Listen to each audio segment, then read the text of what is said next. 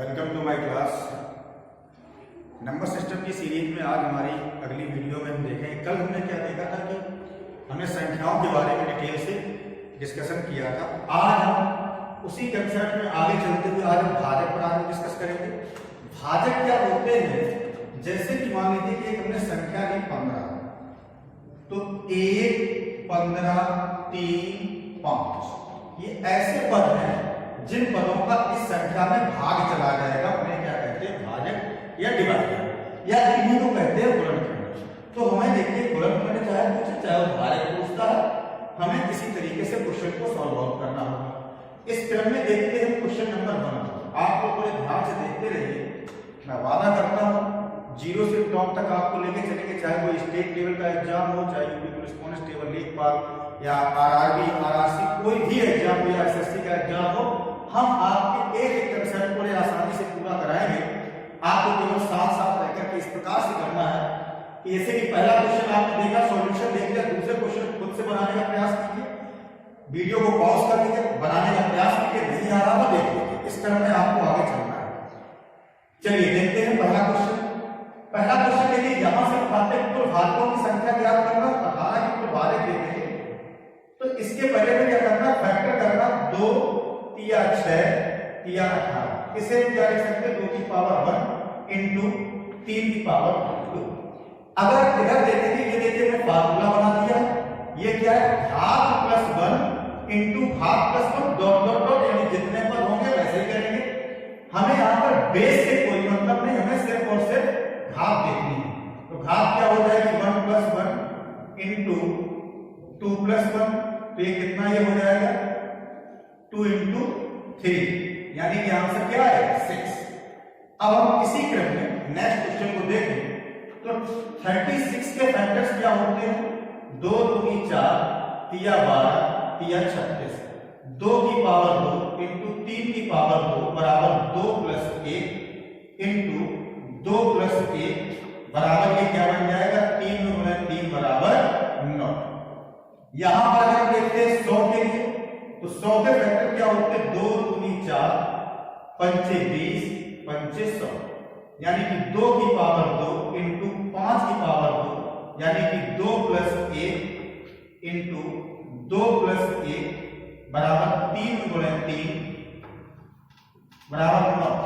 Factor किसी को नहीं आते, जैसे कि 100 के फैक्टर करते हैं तो आप इसे 2 से काटेंगे कितना आएगा 50, फिर 2 से काटेंगे 25, फिर 5 से काटेंगे 5, फिर 5 से काटेंगे 1 बार करेंगे। ये जो पद होते हैं ये क्या होते हैं, फैक्टर्स होते हैं। आप ऐसे काट के देखो, अगर आपको डायरेक्ट फैक्टर करना नहीं आता है तो। वैसे आना चाहिए, अगर आप कॉम्पिटिशन की तैयारी करते हैं तो इतना आपको पता होना चाहिए। 72 के अगर देखिए कुल भाजक देखते हैं, नंबर ऑफ टोटल फैक्टर्स या टोटल डिवाइजर्स, कुछ भी बोला जाए तो आप इसी तरीके से निकालेंगे। 72 के क्या हो जाएंगे, 2 दूनी 4, 3 12, 3 36 और 36 दूनी 72, यानी कि 2 की पावर 3 इंटू 3 की पावर 2। देखो यहाँ पर 1 2 3 बार 2 आया, और 2 की पावर 3 3 2 बार आया, 3 की पावर 2। अब हमें यहाँ पर क्या करना है, 3 प्लस 1 इंटू 2 प्लस 1 कितना आ जाएगा, 4 गुणा 3 बराबर 12। ये आपका आंसर। उम्मीद करता हूं कि पहला क्वेश्चन आपको समझ में आया होगा अच्छे से। अब देखिए पहला क्वेश्चन हमारा क्लियर हो जाता है। क्वेश्चन नंबर 2 पर हम देखिए फोकस करेंगे। दूसरा क्वेश्चन आपका क्या कहता है, कुल समभाजक ज्ञात करिए। अब देखिए अभी तक तो हमने ये कुल भाजक ज्ञात किए, अब आएंगे सम, फिर विषम। तो हम यहां पर देखते हैं कुल समभाजकों की संख्या ज्ञात करना है।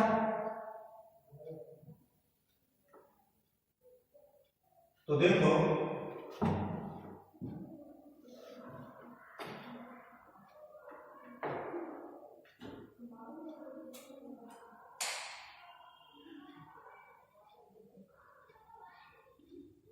कुल समभाजक 18 के देखिए हमें कुल समभाजक हमें देखना है, तो 2 3 6 3 18, इसे देख सकते हैं 2 की पावर 1 इंटू 3 की पावर 2। अब देखिए हमने यहां पर क्या देखा, जब समभाजक जब बोला जाएगा तो 2 की जितनी भी पावर है वो ज्यों की त्यों रखते हैं, अन्य किसी भी संख्या की पावर में 1 जोड़ेंगे, तो 2 + 1 तो कितना आएगा, 1 × 3 = 3। अगर यहां देखें कुल समभाजक, तो हमें यहां पर क्या देखना है, देखो 2 की पावर को हम ज्यों की त्यों रखेंगे, ये तो फैक्टर्स हो गए, 2 की पावर ज्यों की त्यों रखेंगे गुणा 3 की पावर में 1 जोड़ करके गुणा कराएंगे तो कितना आएगा, देखो 3 और 1 4, सॉरी ये 2 है तो 2 में 1 जोड़ेंगे, 2 और 1 3, 3 दूनी 6। यहां देखेंगे 100 के कुल समभाजक, तो देखो इसके समभाजक क्या होगा, इनके फैक्टर्स तो यही रहेंगे। हमें क्या देखना है, यहाँ पर 2 के जो पावर उसमें कोई मतलब नहीं, तो यहाँ पर 2 ही रहेगा, इंटू 5 की पावर 2 है तो 2 + 1 तो कितना ये आ जाएगा, क्या 2 में गुणा 3 = 6। ये आंसर होगा। यहां देखते हैं कुल समभाजक, तो ये देखिए कैसे भी हो जाएगा,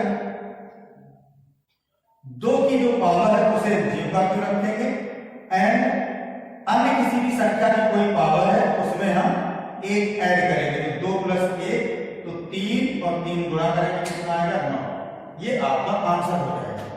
अब देखिए हमने यहां अभी क्या देखा, समभाजक देखे, अब हम देखेंगे विषमभाजक। तो देखो अगर हम चाहें तो हमारे पास ये कंसेप्ट जैसे में ध्यान रहता है समभाजक को फाइंड आउट करने का, तो अगर कुल भाजकों में से समभाजक को माइनस कर देंगे तो हमारा क्या बचेगा, विषम भाजक बचेगा।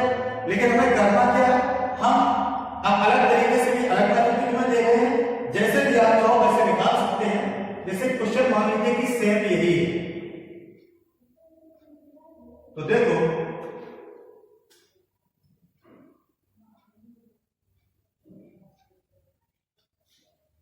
विषम भाजक देखिए अगर हमें ज्ञात करना है तो देखते हैं विषम भाजक कैसे ज्ञात करेंगे। हमने देखा 2 आपकी सम संख्या है, तो 2 को आप छोड़ दो, अन्य किसी भी विषम संख्या को उठा लो, तो देखो 3 की पावर कितनी है, 2 है, 2 में 1 जोड़ दो, आंसर कितना आ जाएगा, 3। जैसे कि हमने देखा यहां पर 36 के कुल विषम भाजक, तो देखो हमने क्या देखा कि 36 के कुल विषम भाजक देखेंगे, 2 को हमें छोड़ना है, हमें 3 को उठाना, तो 3 में 3 की पावर 2 है तो 2 में 1 जोड़ना है, आंसर क्या आ जाएगा, 3। अगर हमें देखें इसी क्रम में हमें देखना है, हमें यहां हमें इसे उठाना है, 100 के भाजक देखने विषम, तो देखो 100 के विषम भाजक हम कैसे करेंगे, 2 को तो हम छोड़ देंगे, हमें 5 को हमें केवल उठाना है, तो 5 को अगर उठाएंगे, 5 में की पावर कितनी, 2 है, 2 + 1 बराबर आंसर आएगा 3। हमने देखा यहां 72 में, तो 72 में क्या देखा कि 2 की पावर 3, 2 से कोई मतलब नहीं है, 3 से भी मतलब है, तो हम यहां पर क्या देखेंगे, हम यहां देखते हैं 3 की पावर 2 था तो 2 में 1 जोड़ दिया तो कितना आ जाएगा, 3। अगर जैसे कि मान लीजिए हमने यहां पर एक संख्या ली 90 के कुल विषम भाजक ज्ञात करो। अब देखिए विषम भाजक, अगर हमें यहां 90 के विषम भाजक कह रहा तो 90 के फैक्टर करो, 2 3 6 5 30 3 90, तो हमने क्या देखा कि इसे क्या लिख सकते हैं, क्या 2 की पावर 1, 5 की पावर 1 एंड 3 की पावर 2, तो 2 से तो देखिए में कोई मतलब नहीं रहेगा, हम क्या देखेंगे 2 एक सम संख्या है, इन दोनों की पावर को उठाएंगे तो 1 + 1 इंटू यहां देखो 3 की पावर 2 है तो 2 + 1, ये मेरा आंसर आ जाएगा 2 में गुणा 3 बराबर 6। उम्मीद करता हूं ये क्वेश्चन भी आपको क्लियर हुआ होगा। अगर मान लीजिए एक बार क्लियर नहीं होता आप दोबारा आप देख सकते हैं। अब देखिए हमारा लास्ट क्वेश्चन जो है आज का, अभाज्य गुणनखंड या अभाज्य भाजकों की संख्या याद करनी है, तो देखिए इसके लिए हम क्या करते हैं, अगर हम इन्हीं क्वेश्चंस को अगर उठाते हैं तो देखो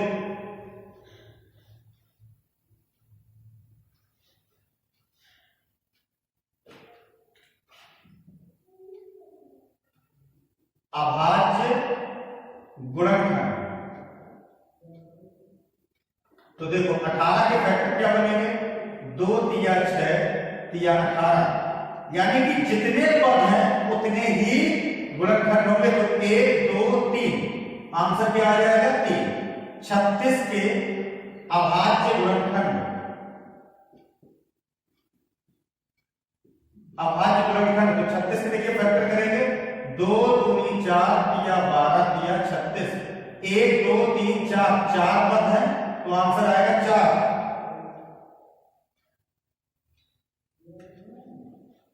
अब देखिए जैसे कि मान लीजिए कि 100 के अभाज्य गुणनखंड ज्ञात करना था,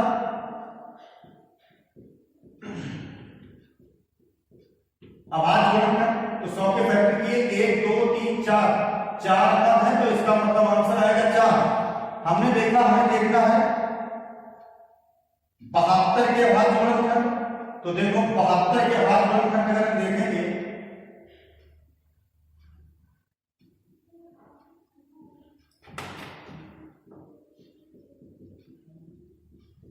अभाज्य गुणनखंड तो क्या हो जाएंगे 1 2 3 4 5, आंसर क्या आएगा 5। अब देखिए इसके बाद में अगर हमने देखा यहां पर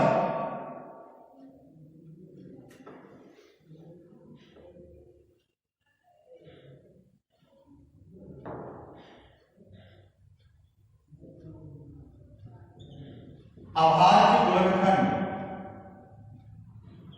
तो देखो 90 के फैक्टर करेंगे, 2 तिया 6 दूनी 12, सॉरी 2 तिया 6 6 तिया 18 18 पंचे 90।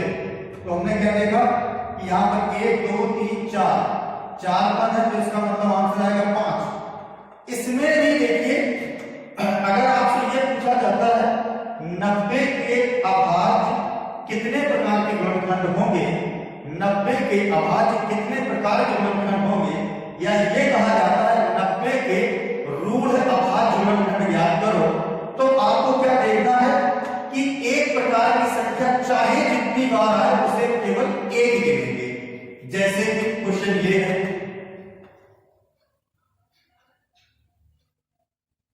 300 के रूढ़ अभाज्य गुणनखंड। तो देखिए इसमें हमें क्या करना है, 300 के फैक्टर में करना है। कैसे करेंगे, 3 दूनी 6 दूनी 12 पंचे 60 पंचे 300। हमने क्या देखा, इसे देखिए हमने क्या देखा कि देखो 3 एक है अकेला, ये 2 है 2 बार, हमें इससे मतलब नहीं 2 कितनी भी बार आए लेकिन संख्या तो एक ही है। फिर इसके बाद देखा 5 कितनी भी बार आए लेकिन है तो 5 ही, तो यहां पर मेरा आंसर क्या आ जाएगा 1 2 3, आंसर आएगा 3। ऐसे कुल 3 पद हो गए। बोलो बात क्लियर हो रही है कि नहीं। अब हम आज की क्लास का होमवर्क के लिए एक क्वेश्चन देखें। 37 की पावर 12 इंटू 20 की पावर 10 में अभाज्य गुणनखंड।